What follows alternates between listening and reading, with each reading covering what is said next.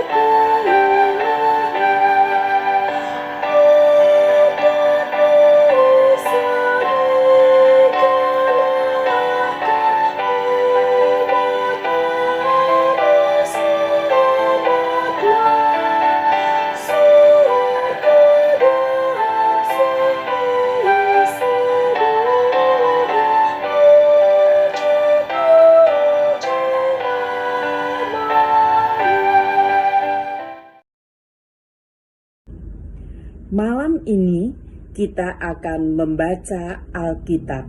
Namun sebelumnya, marilah kita mohon pimpinan Roh Kudus. Kita berdoa. Ya Tuhan Allah Bapa yang kami puji, sembah dan muliakan dalam Kristus Yesus. Kami bersyukur karena dari hari ke hari dalam suka dan duka Engkau selalu setia menyertai kami. Engkau melihat semua kekurangan, kelemahan kami, dan Engkau yang mengampuni semua dosa dan kesalahan kami. Kami bersyukur karena Tuhan memberi kesempatan bersama sahabat PKLU, Opa dan Oma untuk menghayati persekutuan dengan Tuhan dan sesama melalui saya dan PKLU GPIB membaca Alkitab bersama. Hadirlah ya Tuhan dan kuduskanlah ibadah ini dari awal hingga akhirnya. Karuniakan Roh Kudus-Mu untuk meyakinkan kami atas berkat yang akan kami terima melalui ibadah ini. Dalam Kristus Yesus Tuhan kami. Amin.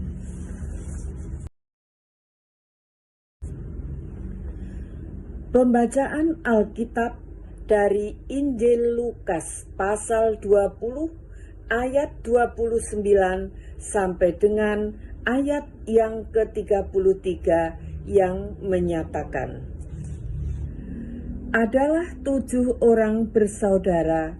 Yang pertama kawin dengan seorang perempuan lalu mati dengan tidak meninggalkan anak. Lalu perempuan itu dikawini oleh yang kedua dan oleh yang ketiga Dan demikianlah berturut-turut oleh ketujuh saudara itu. Mereka semuanya mati dengan tidak meninggalkan anak. Akhirnya perempuan itu pun mati. Bagaimana sekarang dengan perempuan itu? Siapakah di antara orang-orang itu yang menjadi suaminya pada hari kebangkitan? Sebab ketujuhnya telah beristrikan dia. Demikian pembacaan Alkitab. Terpujilah Kristus. Renungan malam berdasarkan Sabda Bina Umat hari Kamis tanggal 24 Agustus tahun 2023 edisi malam. Di bawah tema pertanyaan tak mutu. Nats pembimbing dari ayat yang ke-33. Bagaimana sekarang dengan perempuan itu? Siapakah di antara orang-orang itu yang menjadi suaminya pada hari kebangkitan? Sebab ketujuhnya telah beristrikan dia.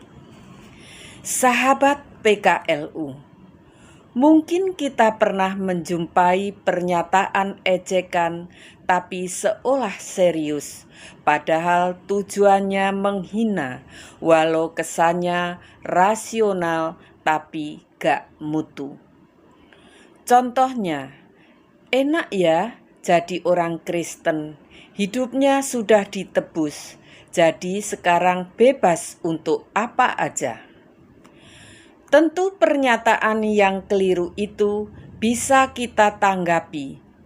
Hampir sama cerita bacaan malam ini yang merupakan kelanjutan dari ayat 27. Mungkin mumpung ada Yesus, atau momen itu menjadi kesempatan golongan Saduki memojokkan golongan Farisi yang lebih mempercayai kebangkitan orang mati. Mereka, orang-orang Saduki yang memegang hukum Taurat, memakai dasar hukum Musa tentang perkawinan levirat, perkawinan ipar abang adik, untuk menertawakan orang-orang yang meyakini kebangkitan. Tentu di antara mereka, golongan Saduki, golongan Farisi sering berdebat soal kehidupan akhirat. Dan bisa jadi golongan Farisi sering kewalahan, bahkan mungkin juga tidak mampu menjawab dengan sangat jitu atas pertanyaan kaum Saduki. Tak usah disangkal, sampai sekarang sering di antara penganut agama, keyakinan, atau ideologi yang berbeda saling mengejek, meremehkan ajaran atau pahamnya. Ada ejekan yang dibuat dengan lelucon yang tidak mutu, seperti yang dibuat oleh kaum Saduki, yakni sampai 7 bersaudara berturut-turut karena meninggal mengawini seorang perempuan demi hukum perkawinan ipar. Mungkin cerita itu benar lucu dan menertawakan ajaran atau suatu paham ideologi. Amatlah kita sadari betapa keragaman agama, kepercayaan, suku, ras, dan ideologi menjadi warna-warni dalam masyarakat dan kehidupan politik Indonesia. Setiap keragaman ada dan terbangun dengan sendirinya ataupun bertolak dari penghayatan penganutnya. Tentunya semua memiliki kebaikan pada dirinya dan dapat memberi sumbangsih untuk mewujudkan hidup yang harmoni. Keragaman bukanlah untuk diseragamkan atau dipertentangkan, melainkan dirajut menjadi kain tenun yang indah. Demikianlah renungan malam hari ini. Terima kasih atas perhatiannya.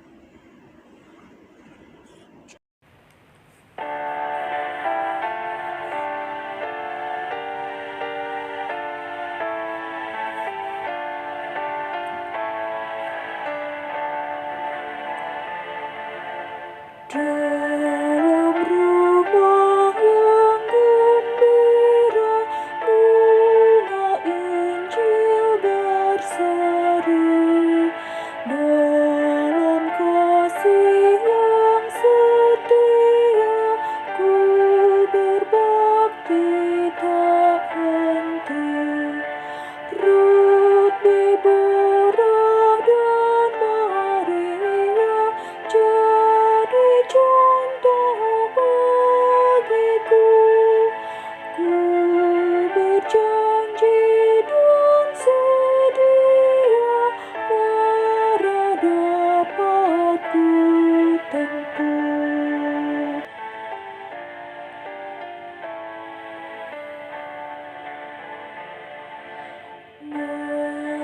Menyebarkan sukacita dan menghibur yang lelah.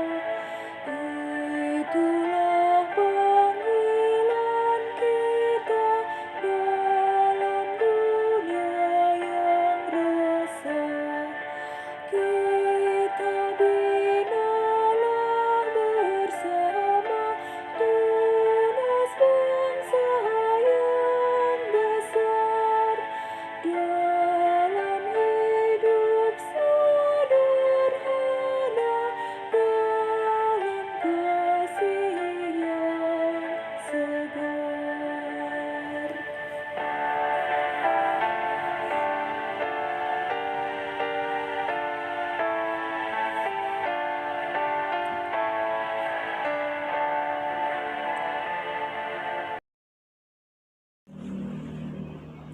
Opa, Oma, marilah kita mengakhiri renungan malam hari ini. Mari kita berdoa. Tuhan Yesus, kami bersyukur atas tuntunan-Mu. Kiranya firman-Mu menjadi penerang dalam perjalanan kehidupan kami, kaum lanjut usia. Firman-Mu menjadikan kami bersukacita. Dalam kesempatan ini kami berdoa bagi Dewan PKLU yang telah memprogramkan saya dan PKLU GPIB membaca Alkitab bersama. Kiranya Tuhan berikan kesempatan untuk terus berkarya mengembangkan kegiatan PKLU. Selanjutnya kami mendoakan sahabat PKLU di mana saja berada, kiranya Tuhan menolong dan memberkati dalam menikmati hari-hari tuanya. Bagi yang sedang sakit, kelemahan tubuh, mari Tuhan lawat dan pulihkan kesehatannya. Kami mendoakan anak-anak, mantu, serta cucu-cucu. Kiranya Tuhan menyertai dalam setiap pekerjaan dan pendidikan cucu-cucu kami. Kami mendoakan bagi bangsa dan negara Republik Indonesia yang baru saja memperingati Hari Kemerdekaan ke-78. Terima kasih Tuhan untuk alam raya semesta ciptaan-Mu yang boleh kami nikmati. Masih dalam ungkapan syukur, kami mendoakan Bapak Presiden Joko Widodo dan Wakil Presiden Bapak Ma'ruf Amin, serta Panglima TNI dan Kapolri beserta jajarannya. Kiranya Tuhan berikan kekuatan dan kemampuan untuk memimpin negeri ini. Demikian doa dan permohonan kami yang kami sampaikan hanya kepadamu dalam nama Tuhan Yesus Kristus. Kami berdoa. Amin. Demikian renungan pada malam hari ini. Terima kasih atas perhatian Opa dan Oma. Selamat beristirahat, Tuhan Yesus memberkati.